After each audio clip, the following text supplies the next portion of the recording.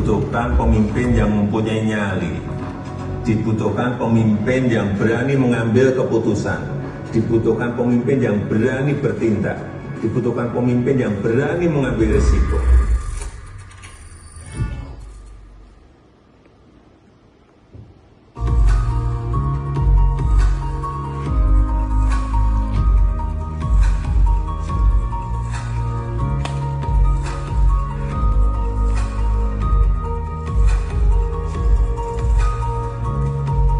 Please welcome to the stage His Excellency Joko Widodo, 7th President of the Republic of Indonesia.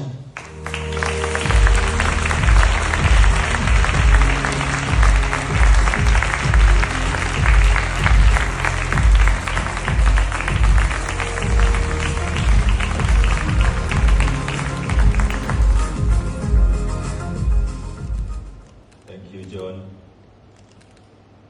Your Excellency, distinguished guests, ladies and gentlemen, it is a great honor for me to speak before you today.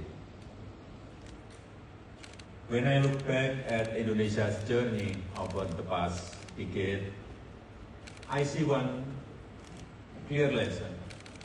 Change is never easy, but change is necessary. When I first became president, I had a simple question. How can we build a strong economy for 280 million people? We knew there were no shortcuts. That is why we focus on the basics, building roads, seaport, airport, power plant, and digital networks.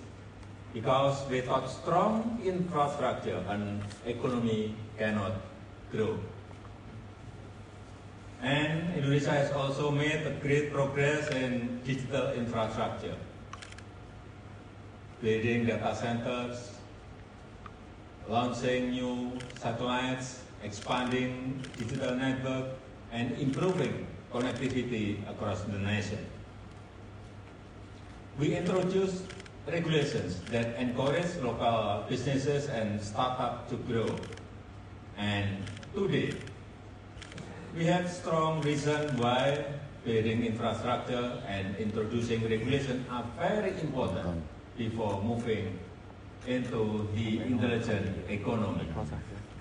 First, it is because infrastructure provides the foundation for connectivity, data flow, and technological integration. It is the best backbone that makes the intelligent economy run. And second, with the right regulations, this ecosystem can grow stronger and faster, allowing innovation, technology, and entrepreneurship to thrive together.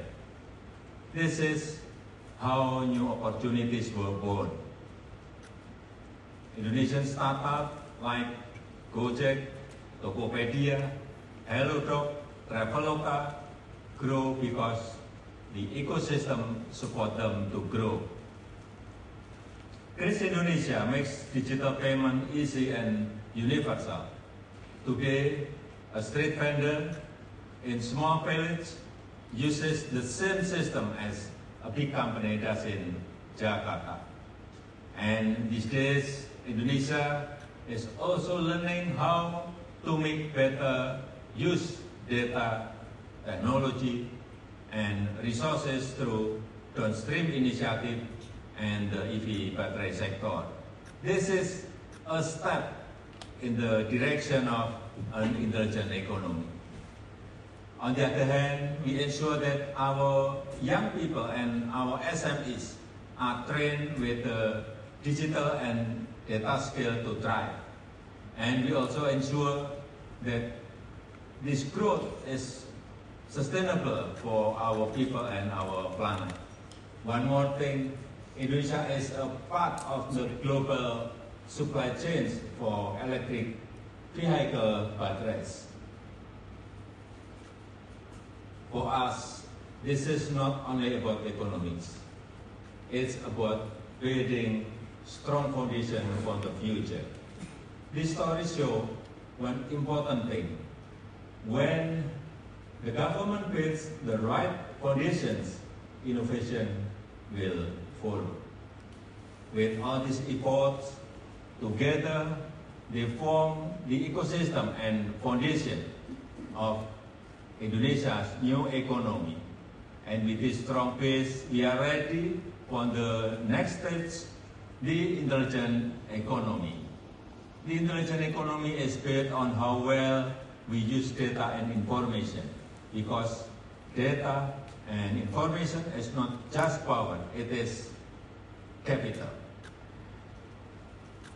It is the new word that defines competitiveness and national strength. We know this is a process to collect, to analyze, and to appraise data and information to make the best decision and also to make a good policy.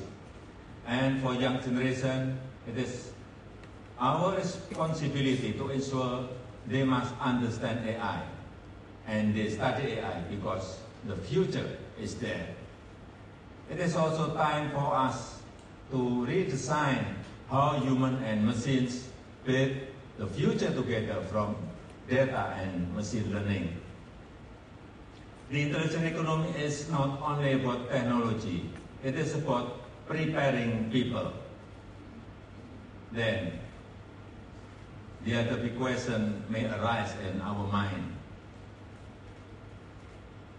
Will job opportunities disappear in the era of intelligent economy?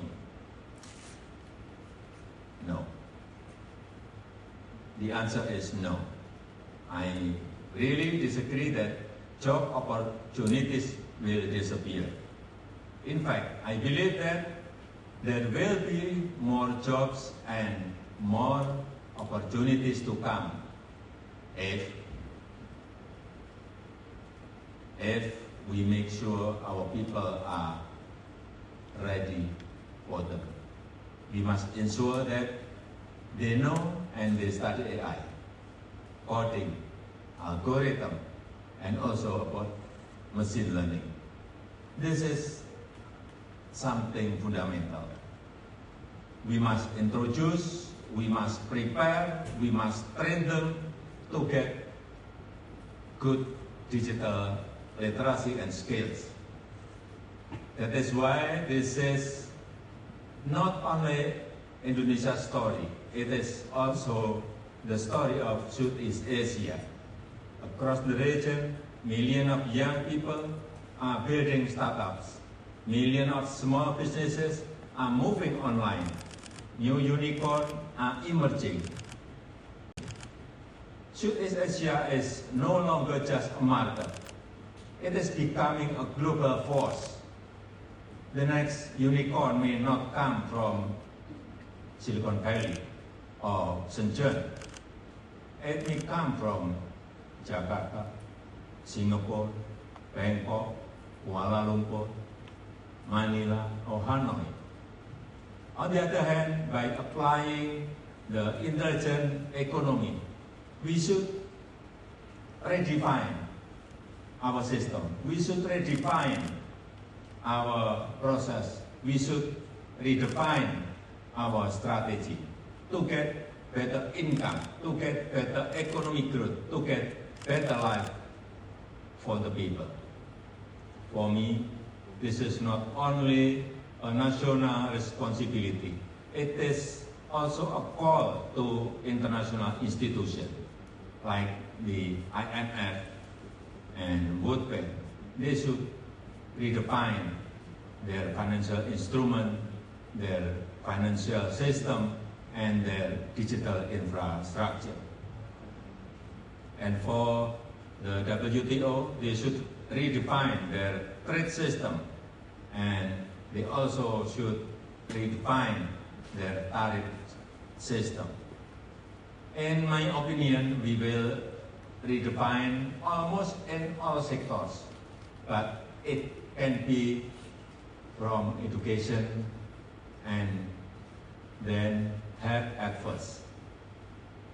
We must redefine the process, the system, and the strategy so we can grow better and faster. Ladies and gentlemen, Indonesia's journey shows that transformation needs courage, persistence, and belief. We are not finished. We are still building. With strong foundation, innovation, and global collaboration, Indonesia and Southeast Asia will continue to grow in this new era. In this new era of economy, cooperation, and collaboration are the key to run intelligent economy.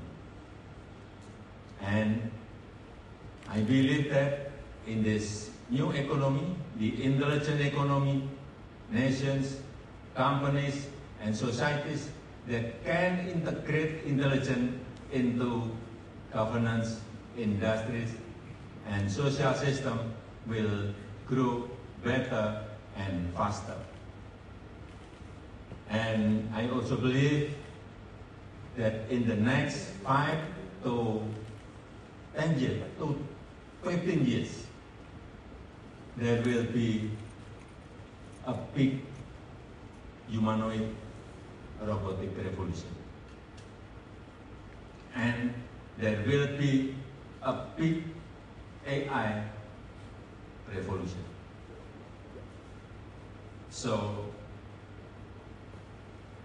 beware of this. Thank you.